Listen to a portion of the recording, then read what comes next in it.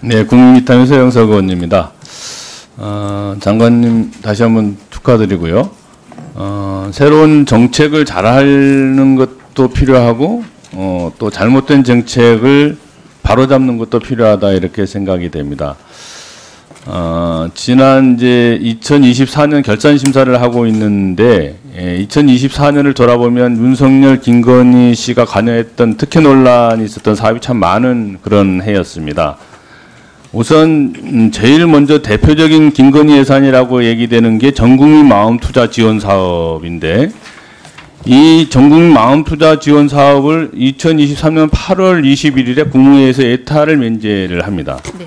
근데 예타를 면제하고 나서 국가재정법과 예비 타당성 조사 운영 지침에 예타 면제를 했다 하더라도 적정성 검토 대상 사업인데 이 적정성 검토 절차를 거치지 않고 사업을 2024년 예산을 편성하고 집행을 강행하게 되는데 그런 절차의 문제가 하나가 있고 두 번째는 한국조세재정연구원에서 2025년 1월에 적정성 검토 결과를 발표하는데 그때 애초에 세웠던 6,800억 규모의 예산의 한 42.5%나 72.8%에 불과할 정도로 보시는 바와 같이 2,900억에서 4,900억 정도로 적정하다 이렇게 검토가 됐습니다. 그리고 거기다가 2024년 집행 내용도 보면 실집행률이 30%에 불과하고 실제 대상 인원도 8만 명을 예측을 했는데 실제 12월 달 기준으로 인원은 4만 8천 명 정도 목표 예약의 한 60% 정도 불과했습니다. 뿐만 아니라 이와 연관되어 있는 정보화 전략계획 ISP 수립도 마찬가지인데요. 이것도 2023년 11월에 다른 예산을 전용해서 ISP 수립에 착수를 했는데 2024년에 2월 되어가지고 2024년 9월에야 완료가 됩니다. 그리고 나서 이에 기초해서 시스템 구축 계약이 2025년 2월에 계약이 됩니다.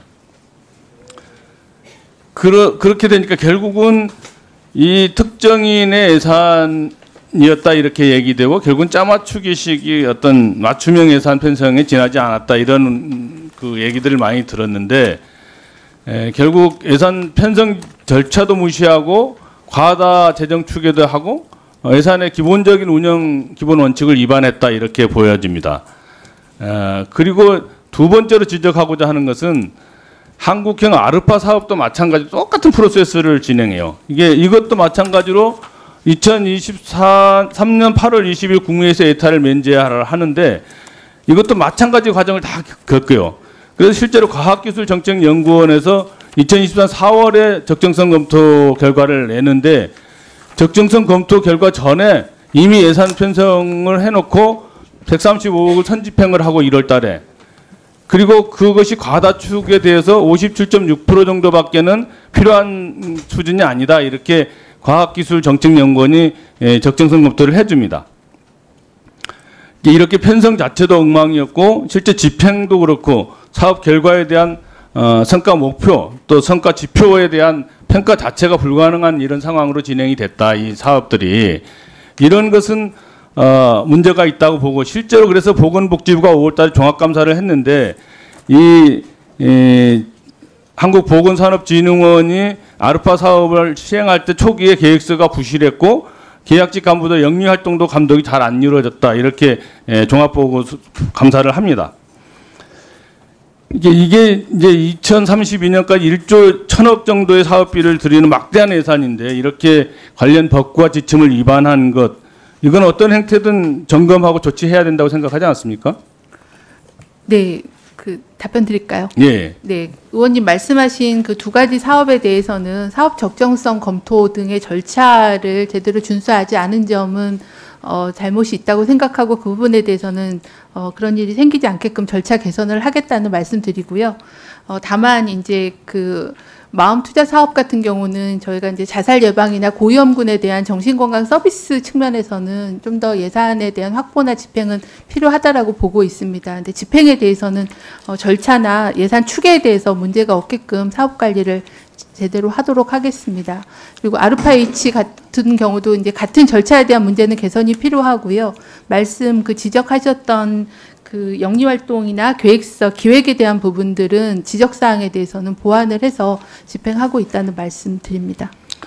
그 철저하게 해주시고요. 그 관련해서 제가 윤석열 정부 지난 3년을 돌이켜 보면 그와 관련한 PCL 타액 자가 진단 키트 논란이 있었고, 그다음에 자생 한방병원 천수군 특혜 논란이 있었고, 의대 정원 2,000명 확대 결정 과정에서도 문제가 있었고, 또 의정 갈등 과정에서 건보 재정을 무작위로 쓰거나 ABB를 사용한 거, 이런 것들이 대표적인 사례라고 생각이 됩니다. 그래서 이 문제에 대해서 장관이 제대로 바로잡기 위해서라도 이 문제에 대해서 구체적인 철저한 조사를 해주시고, 네. 그 조사 결과를 의원실에 좀 보고해 주시고, 필요하다면 복지부 자체적으로 안 될 가능성이 많다고 보기 때문에 감사원감사까지 요청을 해야 된다, 이렇게 생각을 합니다. 그런 의지가 있습니까?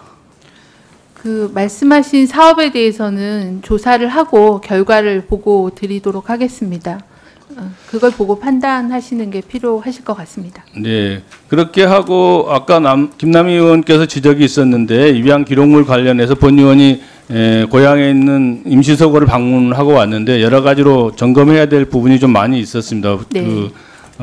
이 입양 기록물 자체를 단순 기록물이 아니기 때문에 이 보관을 제대로 할 수 있도록 하는 시스템이 필요한데, 우선 여러 가지가 있겠지만 그 보관 과정과 이 논의 체계를 기록 연구자하고 입양인 당사자들이 좀 참여할 수 있는 논의 구조를 일단 만들어 달라고 하는 게 당사자들의 요구거든요. 그래서 이것은 좀 뭐 예산 사업도 아니기 때문에 시급하게 네. 좀 이들의 신뢰를 좀 회복하기 위해서라도 그렇게 논의 체계를 구성해 주면 좋겠다, 이런 당부의 말씀을 드립니다.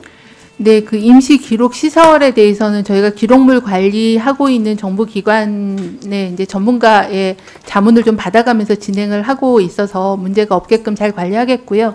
입양 당사자들하고는 이미 저희가 간담회를 시작을 해서 협의체를 좀 구성을 해서 진행 과정에 대해서 공유하도록 그렇게 조치하겠습니다.